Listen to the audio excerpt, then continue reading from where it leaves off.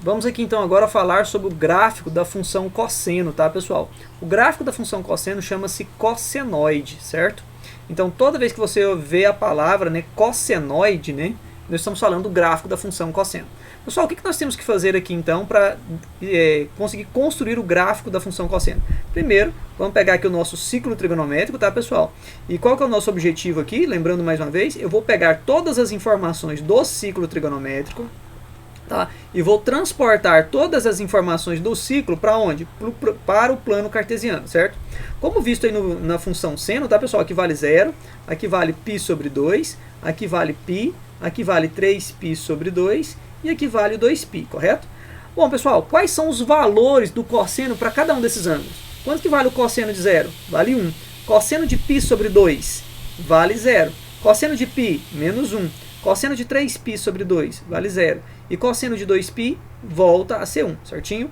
Bom, pessoal, fazendo aqui os pares ordenados, tal como foi feito lá na função seno, tá, pessoal? Eu tenho o seguinte, 0 para o x e 1 para o y, correto? Agora aqui, pessoal, eu tenho π sobre 2 para o x e tenho 0 para o y. Aqui, pessoal, eu tenho π para o x e tenho menos 1 para o y.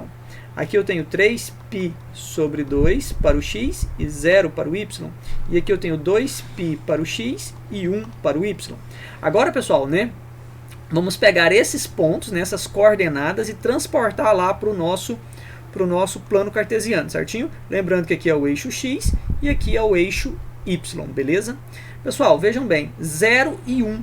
0 para o x significa então que o ponto está sobre o eixo y. Então aqui, pessoal, 0 e 1 é aqui, correto?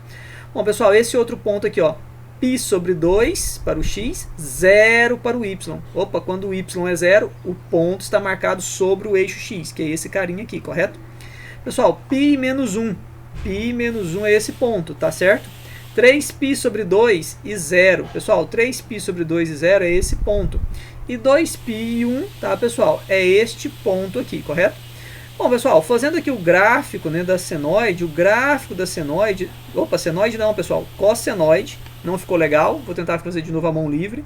Pessoal, o gráfico da função cosseno, então, que é o cossenoide, vai ser algo parecido, tá, com isso aqui, certo, galera? Então, esse aqui é o gráfico da função cosseno, chamado de cossenoide, certinho? Bom, pessoal, o que vocês têm que entender desse gráfico? Vamos lá. Primeiro, tá, pessoal, que isso aqui, ó, é o primeiro quadrante, correto? Isso aqui, ó, opa, não ficou legal aqui. Isso aqui, ó, vai ser o nosso segundo quadrante. Aqui, pessoal, nós vamos ter o nosso terceiro quadrante, certo? E aqui nós vamos ter o nosso quarto quadrante, correto? Muito bem. Pessoal, percebam, tá, que o primeiro e o quarto quadrantes não são positivos.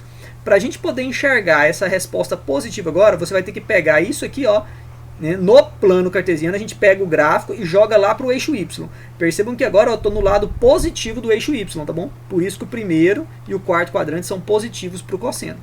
Bom, a gente sabe que o segundo e o terceiro quadrante são negativos. Se você prestar atenção aqui, ó, percebam que lá no plano cartesiano, né, para a gente poder enxergar o que é positivo e o que é negativo no plano cartesiano, a gente tem que projetar o gráfico lá no eixo y, né, na imagem, certo? Estamos falando de função agora. Então percebam que o terceiro e o quarto quadrantes eles vão ser negativos, tá, pessoal? Desculpa, o segundo e o terceiro quadrantes eles vão ser negativos, certinho? Bom, galera, então tá aí, né, os valores negativos, tá, pessoal, e positivos dos quadrantes. E lembrando, tá, pessoal, que ainda, olha só, agora ficou fácil de enxergar o seguinte.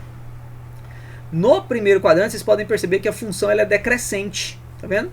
No segundo quadrante, ela continua decrescendo. E aí, quando pula para o terceiro quadrante, a função ela volta a ser crescente, certo? Volta não, ela passa a ser crescente. E no quarto quadrante ela continua crescendo, tá? Até atingir aqui, pessoal, o nosso valor máximo, tá, pessoal, que é o 1. E também, né, quando você está lá entre o segundo e o terceiro quadrante, tá, pessoal, você tem o seu valor mínimo, que é o menos 1.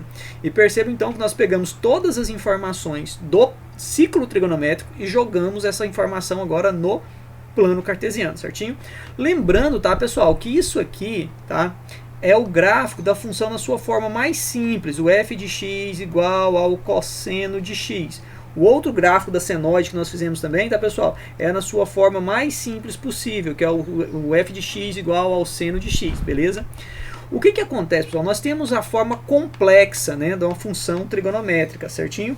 Que é o f de x, que é igual ao a mais o b, que multiplica o cosseno de x, certo, pessoal? Opa, esse cosseno de x aqui ainda tem uma outra coisinha aqui, que é o c, que multiplica o x, mais o nosso d. Essa daqui é a forma complexa, tá, pessoal?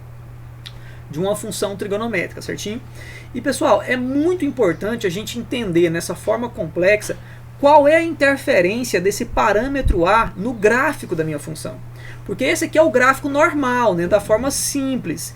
Aí eu tenho que entender o seguinte, o que esse a ele interfere na minha função? O que esse b ele interfere na minha função? O que esse parâmetro c faz com a minha função? E também o que esse dzinho aqui, né, pessoal, o parâmetro d, ele interfere na minha função. Cada um desses valores, tá, pessoal, adicionados aqui, né, na nossa função, na forma simples, ele vai interferir de um modo diferente no nosso gráfico. Então, galera, se eu tivesse, né, esta situação aqui, ó, f de x igual a, por exemplo, pessoal, 2 mais 3 cosseno, tá, pessoal, de 3x menos 2 aqui, por exemplo. Galera, como é que seria o gráfico dessa situação aqui, certo? Nos vídeos futuros, tá, pessoal, a gente vai entender melhor como é que isso funciona, beleza?